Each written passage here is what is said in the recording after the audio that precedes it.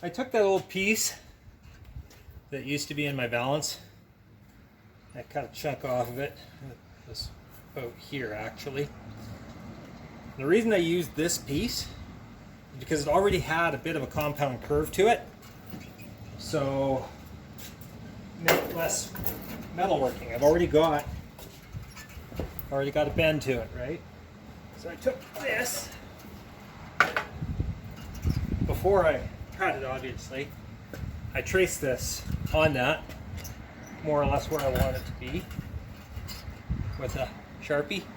Cut it a little big, of course. And you can see why I chose that. It's got pretty close to the same curve until we get to the bottom. When we get to the bottom, I've traced out the edge more exact. This is a rough cut. But when we get to the bottom, you see the gap. So I drew a dotted line at the top and the bottom of where it's got to bend in a bit more. Then I'm going to take my real high-tech bending tool.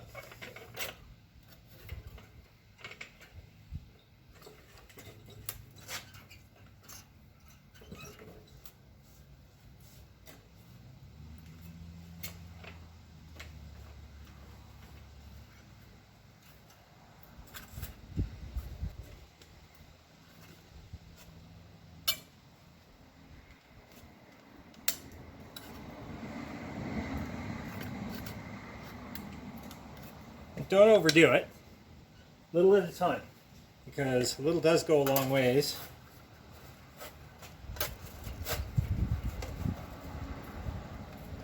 That actually went a little too far. So I'll straighten her back up.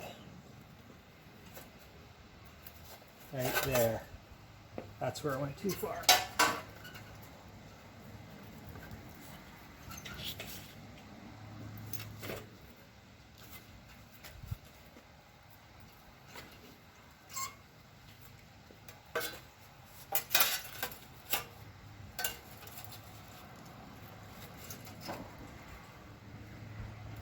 It's getting there. It's pretty close. I can actually hammer it and dolly it to stretch it out a little bit more if I want. I think it's right there. It just needs to go.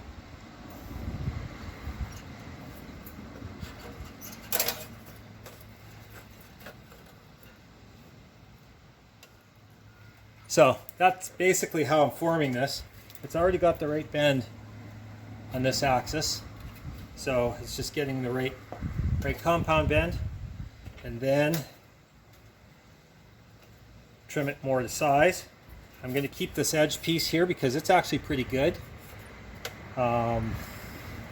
So I'm making a cut right on the edge there, right on the edge there, and yeah, that's where we're gonna pound this in.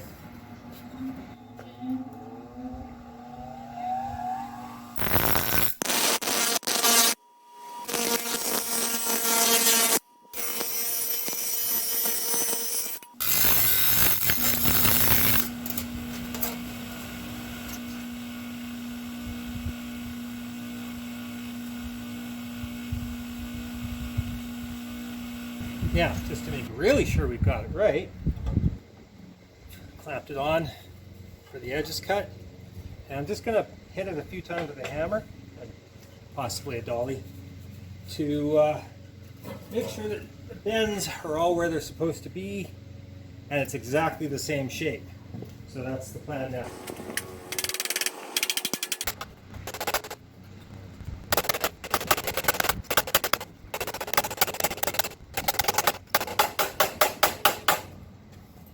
You get the idea. Just keep bending it until it's absolutely correct, and then cut it. And yeah, it's almost there actually. So yeah, that's the thing. Just use your existing part as a template, and away it goes. In essence, what I did is I got it rough cut, marked it, clamped it, cut it, used between dolly and this, hammered the edge over with a dolly. For the last little bit, I actually took my duckbill vice grips. And I just grabbed a hold of the end and gave it a bit of a twist just to kind of curl it under. You're not looking for any set way to do this. It's what you're trying to do is get the metal into the right shape, which, as you can see, I have done on the back side as well. Back side there, it's a little bit, needs to come just a little bit rounder right there.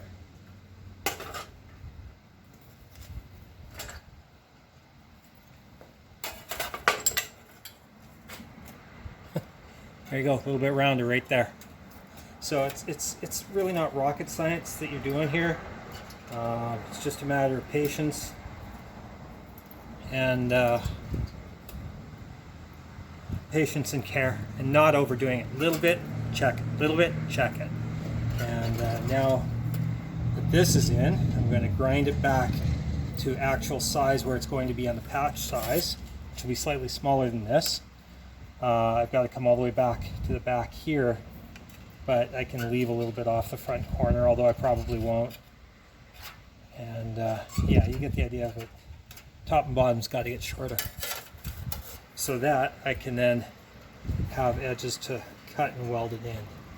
So that's what's next.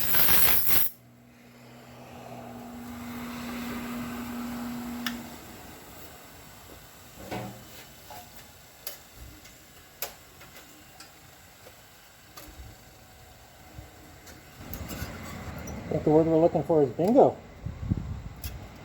There you go. Lighting in the garage has dramatically changed because, well, I'm going to do some welding, and neighbors' kids are curious, and I don't want them to stick their nose in here and accidentally blind themselves. That would be bad, right? So, shut the garage door, got some lighting, got the welder set up. Got this, which you saw before. It's all put into place. The welder I got for 50 bucks secondhand, but it works. I put a larger grounding wire on it to get better current. That's not quite.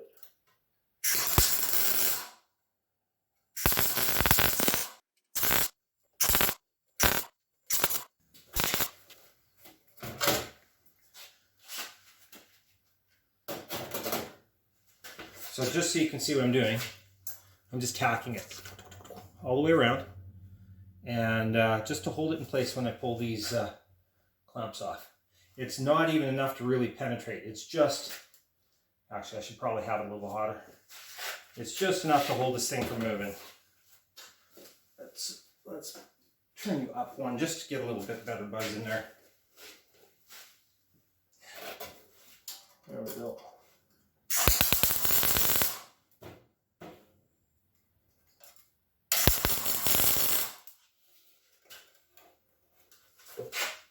That should do.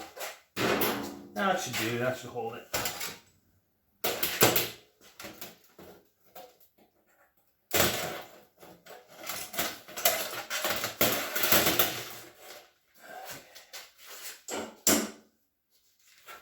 There we go. So as you can see, I didn't even penetrate, right? It's just surface tacks. We're going to carefully cut this now with a grinding wheel right along where that's tacked. So I'm going to cut right along the edge of this metal through both, through the tacks that are there. And I'm going to do this corner first and push it in, and we're going to go from there. If you cut on an angle like this, you give this a lip to sit on in there as well, and you narrow the gap, so you get a better welding surface as well.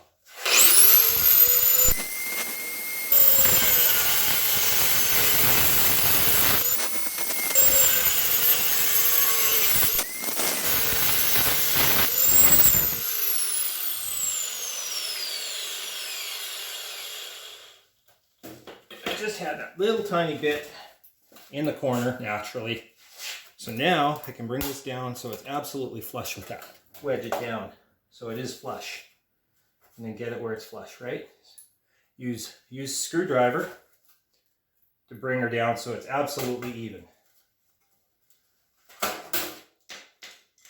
Or you can use a welding magnet. That's flush right there. I can feel it. It's good.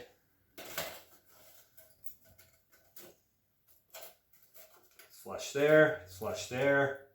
Oh yeah, that's awesome. And the other thing is, if you have a welding magnet on one side, the steel in your weld puddle will get drawn towards that.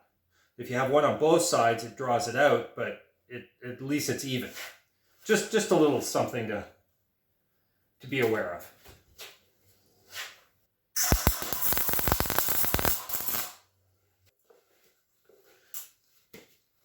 Again, light tacks, but then once that's flush, then I come across here and I bring this all flush by cutting and just walking a little bit. So it's kind of a laborious, well, not really, because you're saving yourself a ton of body work down the road. So it actually does save a bunch of work. But right now, that's smooth. As I cut along this edge, this will come smooth, right? The other thing is, as you're getting used to a process, start doing it where it's going to be least visible. So along the bottom here, no one will see it if you got to do some body work. Up here, everyone will see it. So get good here, be good here. So what we have now is this panel. Let the screwdriver go. The back panel that was on there that I went over, now peels off. But sometimes if your weld goes through, you'll accidentally weld it on there. So you just got to get rid of that little spot weld. But the rest of it, it literally just tap and it peeled right off. So a couple of well placed, just little taps with a wedge, with I just use my cat's paw, but any kind of a cold chisel or anything, just to break the odd. There's one. There were two welds that went through that held. So once I broke those, everything's golden. I've switched my cutter to a 40 grit grinding wheel. So I'm going to grind this flush just because it's going to make the welding easier. So that's the plan now, is to bring this flat. Try not to grind any more than you have to, but this will make the welding easier.